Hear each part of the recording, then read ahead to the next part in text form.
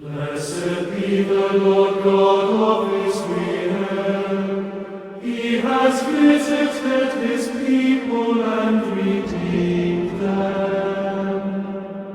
He has raised up for us a mighty Savior in the house of David his servant, as he promised by the lips of holy men, those who were his prophets from of old.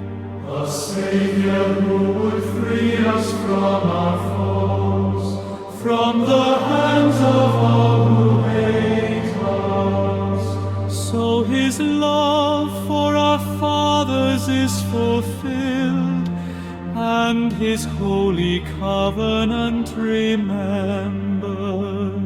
He swore to Abraham our father to grant us that free from fear and safe from the hands of our foes, we might serve him in holiness and justice all the days of our life in his presence.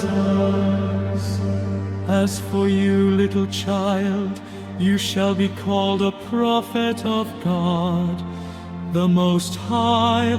You shall go ahead of the Lord to prepare his ways before him, to make known to his people their salvation through forgiveness of all their sins, the loving kindness of the heart of our God, who visits us like the dawn from on high.